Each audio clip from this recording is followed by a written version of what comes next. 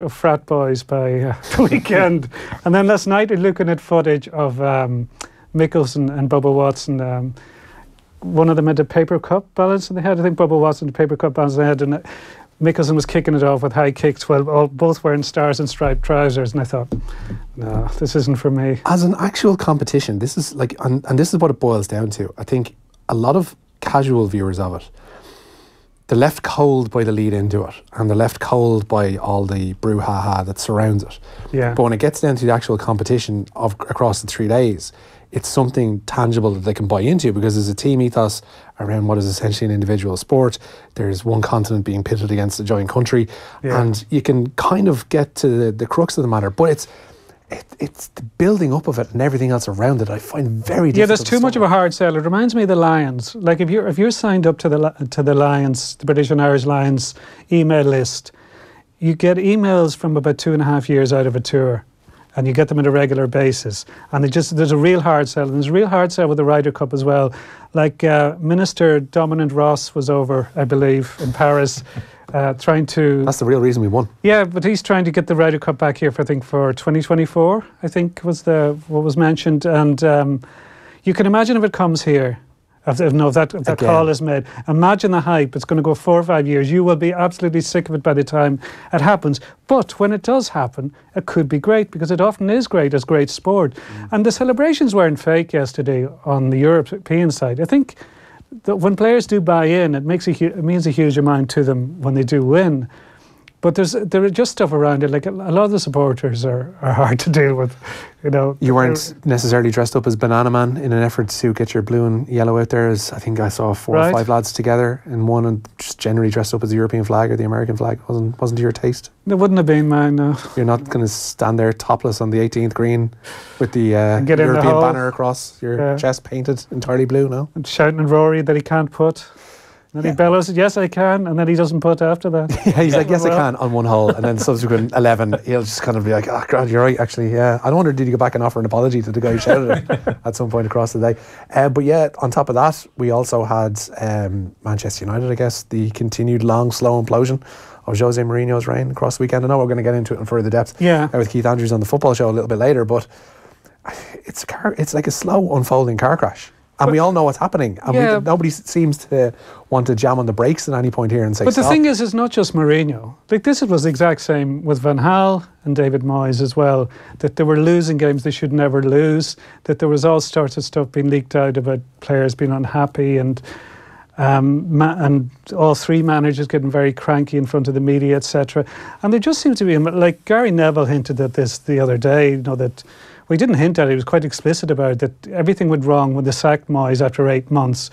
I don't think, but basically saying they've forgotten what United as a club is, and that the rot starts at the head, basically. Like Ed Woodward was in a conference call last week with investors, and they'd record income this year. And he pointed out how many followers they have on Facebook, Twitter and Instagram. He was boasting with this to investors. That really matters to the people at the top in United now. And it's absolute nonsense. But that matters to the people at the top in pretty much every massive club like that. Because I'm just going to bring that in. Because you remember 10 years ago, Gary Cook was the chief executive at Manchester City. Remember he said Richard Dunne doesn't roll off the tongue in Beijing. Richard Dunne was a captain at the time and he was playing very well. But he was saying basically we need some superstars to sell jerseys. But they've kept very much an eye on the corporate side at City, but they've also signed really good players and a coach who can get the best out of them. And United have spent, what have they spent since Ferguson left? They must have spent the guts of $1 billion. Over 700 million already, yeah. And like every year, like it's funny, I was looking through quotes yesterday and a few years ago, I think it was a year after Ferguson had left, Paul Scholes was saying they need to sign 3 world-class players. Alan Shearer said they need to sign 6 world-class players. You were hearing that after Van Gaal left. You're hearing it now that they need 5 or 6 big signings. And I don't think that's necessarily the case. Like you look at the transformation in Chelsea under Sarri. A good coach makes a massive difference, but also it needs a culture change. Who's he brought in? Jorginho, Sarri. Yeah. And that's it, really. He's got the most out of the other players he had. Now, Giroud was obviously signed, tail end halfway through last season. Yeah, and he's got Pedro playing well. Yeah, he used the squad in a different way. Like David Luiz has come back in because he's more of a passer than Gary Cahill, and he's just obviously a different goalkeeper. But they just have a different approach to playing the game. And I know people have jumped on this, but I thought it was really striking when Jurgen Klopp and Sarri were embracing at the end of the game. I know both were happy with the point for different reasons. So they obviously, you could see why they looked thrilled, but you just contrast that with Mourinho, and it's just a permanent sulk, and they look permanently miserable and on the border of anger and frustration. And everybody thinks they have a chance now. Like, I'm convinced Frank Lampard went there with Derby County last week, convinced they could win that game. They passed United off the park. Yeah. The stats afterwards showed it. We were talking about it on, I think it was Wednesday or Thursday night here, and saying this, like, the stats don't. We're talking to Shay Given, actually. Yeah. He's goalkeeping coach at Derby. And for a Derby County side who are, fair to middling in the Championship and possibly in their eye getting a playoff place. And Wolves did it 4 days before as well. It wasn't like this was a one-off. Like, passing Manchester United off the park is just bizarre. It is. Absolutely bizarre. For a Championship side. It is bizarre, but it's happening a hell of a lot. Like, if you do a list of the teams that have beaten United at Old Trafford since Ferguson left, it's very interesting because so many of them hadn't beaten United there in 20, 30, 40 or 50 years. But suddenly now everyone thinks they have a chance because the aura is gone. And I think there's an assumption there that people, because United were so dominant, to think, okay, they'll get back up there because such a big club and so wealthy. But people thought that about Liverpool in the years after 1990 as well. And they still haven't won the title. Like, I would expect United to bounce back, but they need to make the right appointment and they need a change of approach at the top of the club as well. Lots more about Manchester United and indeed the weekend's Premier League action, including that draw for Chelsea and Liverpool on Saturday evening. But we'll get into the news round, which is brought to you this evening with Screwfix.ie, championing the trade with a choice of over 20,000 quality trade products. Will, where do we begin? Well, Cristiano Ronaldo has denied an allegation of rape that's been made against him. It's an article in Der Spiegel, who first broke the story a few months ago as well. The Juventus forward is being accused of raping a woman called Catherine Magoria at a Las Vegas hotel back in 2009. The same piece has said that Ronaldo paid the woman $375,000 to keep that alleged attack a secret, and there was a non-disclosure clause in that payment as well. There was an Instagram post from Cristiano Ronaldo as well. He has claimed the accusations are an attempt on Miss Magoura's behalf try and make herself famous. No. What they said today is fake news. You wanna promote by my name? It's normal. They want to be famous to say my name. Yeah, but it's part of the job. I'm happy man and all good. Clearly, we're not going to get into the nuts and bolts in this because it remains an allegation in Der Spiegel and one to be investigated furthermore by the relevant authorities. But there are classier ways to handle this than the way Ronaldo said about it. Well, I think that I find it astonishing that he did that because you can imagine how many advisors Ronaldo has and how much they're paid. And I can't imagine he did that without getting advice. So, and to say anything at all, I think is ill-advised at the moment, and to come out with guff like fake news when that is such a phrase that's become so stigmatised now, I think it's off the wall. More on that one to come. And imagine back to matters, Mourinho, Will. Yeah, he's given his press conference ahead of their game against Valencia tomorrow. And the United boss claims his job is not in jeopardy. He says he still has the support of his dressing room as well. He is under mounting pressure following those defeats against Derby County and then the 3-1 loss at West Ham on Saturday in the Premier League as well. Mourinho says despite rumours of fallouts with some of his players, he knows they're still trying their very best to win matches. Sometimes what it looks is exactly the opposite. If you understand what I'm saying, you can be laughing and be the saddest person in the world, and you can be with a very sad face, and you can be a fantastic actor, and inside of you are very happy. So sometimes what you see is not what you get. So you don't think they don't care? I think that some care more than others. Do you want to say who? No. What is the reason why you're not winning games? Is it a collective thing? Exactly. It's a collective thing. The reason why we don't win matches is the same reason why we win matches. It's responsibility of everybody. Do you think that if these results continue, then you will lose your job? Do you think your job is on the line? No, I don't think. Since Saturday, have you spoken to Ed Woodward? Do you feel as though you need to speak to Ed Woodward? That's private matter. I'm not asking you who did you speak yesterday or this morning or your last phone call. That's private matter. I'm not going to answer to you.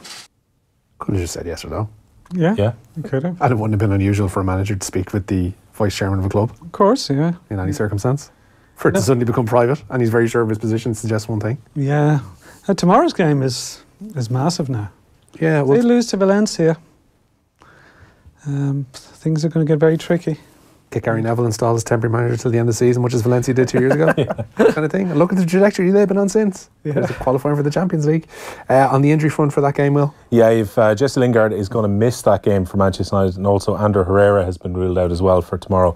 So that's two midfielders that are going to be missing. Ashley Young didn't train today despite starting Saturday's defeat to West Ham, so he's likely to miss out as well. Good news on the blue side of Manchester, they returned joint top of the Premier League at the weekend as well, but Kevin De Bruyne is back in City training ahead of schedule 6 weeks after suffering that knee injury. The Belgian midfielder had been expected to be out for 3 months, but he's returned ahead of City's trip to Hoffenheim in the Champions League. Now, he's unlikely to play in that game tomorrow, but Pep Guardiola said this evening De Bruyne is in the final stages of his recovery now and that everything is going very well. The Premier League champions have a huge game coming up at the weekend against Liverpool as well.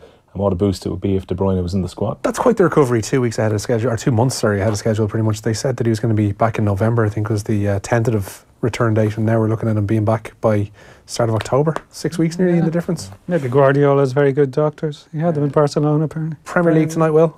You've got Crystal Palace hoping to extend their unbeaten Premier League run out to 3 matches when they play Bournemouth tonight. Bournemouth are good at home though. They've undefeated in their last 4 at home, but they do come into this game on the back of that 4-0 defeat against Burnley last time out. Victory for Eddie Howe's Bournemouth though would see them rise up to 6th place in the table, such as the congestion around the middle of things at the moment. Yeah, and it could actually dump Manchester United into the, I think anything 2-1 defeat or better for Palace, or 2-1 win for Palace tonight or better, could put Manchester United into the bottom half of the table for what it's worth. Yeah. So a lot of people cheering on Palace tonight, I imagine too. Jason McAteer has been having his day as Roy well. Keane. Yeah. Blast Roy Keane. He's been blasting and blaming Roy Keane for Declan Rice withdrawing from the Irish rugby, or the Irish soccer squad. And he's withdrawn from the Irish rugby side as well. Yeah, he's probably not going to play for them either. Rice reportedly considering switching allegiance back to the country of his birth, England, but McAteer is told beIN Sports. He was on with Richard Keys and Andy Gray at the weekend. Those two. Yeah, they've resurfaced. Fair play to them. Yeah. Hey lads. That a dispute between Keane and Harry Arthur and John Walters this summer has played a part. He believes the former Ireland captain is a disruptive influence. Players should be looking at Roy Keane and being inspired by him and thinking what he could do, but that's not Roy's way. You know, he questions players, he asks some big questions. Nothing wrong with that, surely. No, but you know, it was over an incident of the players being injured and not wanting to train, and Roy was questioning them, and you know, the lads are in their right to, if they've got a niggle, to sit out training. That's what they can do. But you know, then I believe Roy Keane was asking a question like, you shouldn't be doing that, you should toughen up, and an argument came about because of it. Declan Rice was privy to it, and it all just left a sour taste in everyone's mouth. And unfortunately now, because he's not played a competitive game for Ireland, he has the option to go to England, which I think we spoke on Keys and Gray yesterday. We spoke to Mickey Walsh, the former Ireland centre forward, who felt that Keane had let his country down when he walked away in Japan, and the damage that was inflicted then might not perhaps lead to a situation where he's got involved once again. Would you ever have entertained Keane being involved with the national side after what happened and you witnessed at that World Cup? I was surprised he was taken on. John Delaney was quite vocal of his support for Mick McCarthy and really showing where his colours lay in that incident. And I think when he decided to take Roy on, I think there was a few of us that were quite surprised with that. Now, when I think surprised or annoyed? No, surprised really. I never thought he would get the opportunity, because even now, after so long, the country's still split on how they take Roy and what happened. You know, there's some very big supporters for Roy, and then there's people who think he'd done the wrong thing. Which side of the line are you? I thought he'd done the wrong thing. He went home, he left the team. He could have waited and heard his arguments and his views after the World Cup, but he decided to go home and he left us. He was our captain, you know, and he was the talisman of the team. He was a great player, fantastic player. Did you feel then, all of you, that he'd let you and the country let down? Let us all down, yeah. Personally let us down. And I felt, you know, as you grow up and you become more experienced, I felt sorry for him in a way, because he'd missed the biggest tournament in the world. You know, you don't get them memories back, do you? No. And I felt sorry for him. But it is what it is. Is he contributing now, or is he a destructive influence? Yeah. Well, I'd say he's a destructive influence now. it's very, very difficult for Martin and Roy at the minute. The results aren't going well. The talent just isn't coming through. It's an uphill battle there, and it's getting harder and harder. But the thing is, they've signed new deals. It'll cost a lot of money, maybe to pay them up and get them out. We'll have to see what happens. It's a big call from the FAI if they're going to release the two of them from the contract. But if they're going to release Roy from his contract, because if he do, I think Martin would walk. So 16 years later, I think they're still talking about Saipan in the back room of a Starbucks in Qatar. I think what this Declan Rice situation needed was the invoking of Saipan to really add some context to it. Because we need to talk about that again. Yeah, we do. I thought you were actually going to play the clip of Kesey saying Peter Reid was better than Roy Keane. Oh. It's coming. Is it coming? Okay. Fair enough. We'll save it for that. Okay. Played in as many World Cups as each other. So, it's a toss-up, really. I do like Reedy, but Keane is better than Reedy. Few texts in. Kesey, God bless him. Lads, as Joe's off tonight, there's a better chance of this text getting read out. You're damn skippy, there is. The best thing about golf is Adam Sander and Happy Gilmore. Enough said, says anonymous texter. You should have given your name to add to that missive as well. Guys, I'm in O'Reilly's pub in Frankfurt listening into the show. I've just travelled from Paris, where I had the privilege to attend the Ryder Cup courtesy of my son. Guys, this isn't from Pep Guardiola, I don't think. Okay. This is the greatest sporting event, drama, theatre and spectacle on the planet. Quit the carping and bitching, says Eugene. It's magic. It's an event without equal in scale, detail, organisation's intensity and excitement. I was there and we won. It's easy to find a hair in the soup. But it wasn't this time. It often is brilliant drama, but it was so one-sided yesterday. It was clear from a long way out what was going to happen. It's easy to find a hair in the soup, says Eugene. He's been taking lessons from Eddie O'Sullivan. Give credit where it's due. This was awesome. From Eugene, from Belgrade, who's now in Frankfurt. So he's getting around, the boy Eugene. On the Ryder Cup front, egos were to blame with him. Yeah, the Americans have decided to air their dirty laundry, particularly in the New York Times today. Patrick Reed says problems with ego within the US team contributed to that Ryder Cup loss to Europe in Paris. Europe regained the trophy, 17.5 to 10.5 in the end. The Masters champion Reed took issue with captain Jim Furyk's decision to bench him for 2 of the sessions across the weekend. Reed also claims that Jordan Spieth didn't want to play alongside him across the weekend. Reed's wife was tweeting about this as well and seemed to confirm that news as well. Jim Furyk, the team captain, though, insists it was his decision to keep the two players apart. Jordan and Patrick have been great in the past. I felt like, whether that's a point of contention or not, I felt like we got 2 great pairings out of it.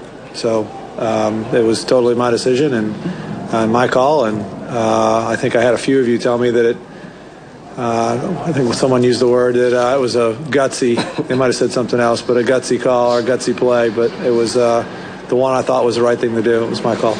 Following on from Captain Bjørn, though, will be maybe Padraig Harrington. Captain Harrington to you. Captain Harrington maybe in 2020. Rory McIlroy is backing Harrington to captain the European team at Whistling Straits. McIlroy says Harrington, who was a vice-captain at the weekend in Paris, will be ideally suited to the American venue, having won on US soil in the past. Harrington previously made no secret of his desire to captain the side in 2 years' time. I think he was pretty open about wanting to be the captain in 4 years' time, or potentially go to Adair Manor as well. Yeah. So he's been quite honest about this. Yeah, that's what I absolutely love about Padraig Harrington. He is fairly open about what he wants to do and what he doesn't want to do. And he's been quite open saying, I want the captaincy. It's quite easy in that position to go, we'll see how it plays out and it's out of my hands. And he's been like, I want to. I thought he made a fair point at the time. I think he was talking to Joe the night that he kind of outlined the fact he wanted to do it. He was like, look, I don't want to be a man in my 50s in 10 years' time trying to be captain. I want to do it while I'm still relevant, while I'm still playing on the tour. Will Joe be one of the vice-captains? Yeah, well there's we're normally about 27 of them anyway. He's got his phone number anyway. He's already in that discussion. Is it? Yeah, part of the conversation. That's why he's not here. We'll move on to the news of Sevi Reece, Will. Yeah, it's an interesting situation now. Sevi Reece moved to Connacht hangs very much in the balance this evening. The 21-year-old Fijian has been granted a discharge without conviction over an incident of domestic violence against his partner. He's been ordered to pay compensation to his victim, with reports in New Zealand this evening claiming a conviction could have ended his contract with Connacht, and that came up in court as well. That he said he needed this move to support his family. He is due to join the province on a 2-year deal next month, and in a brief statement this evening, the Westerners say they are seeking to clarify information around the situation before they comment further. But I think it's fair to say that move next month is now very much in doubt. Yeah, you could see why the IRFU and Connacht Rugby might be a little bit reticent to go through with that. I imagine there's legal formalities to jump through around that one as well. It's one of the topics we touch upon on Monday Night Rugby with Eddie O'Sullivan and indeed Rory O'Connor from the Irish Independent. But before we wrap the news round, and thank you, Will, for that, and thank you, Kieran, who's sticking around for the football show, We told you all last week. Next week we're celebrating the return of the Heineken Champions Cup with a very special show live from University Concert Hall, Limerick. We told you that Nathan's going to be there. That's not really a selling point. Brian O'Driscoll and Keith Wood are going to be there. That very much is. And we also promised you very special guests. And we can finally announce that we will be joined on the night by one of Munster's own favourite sons, Ronan O'Gara. How's that for a slice of fried gold? We're looking back on the Ryder Cup with Paul McGinley next. Off the Ball on News Talk. Thanks to Screwfix.ie.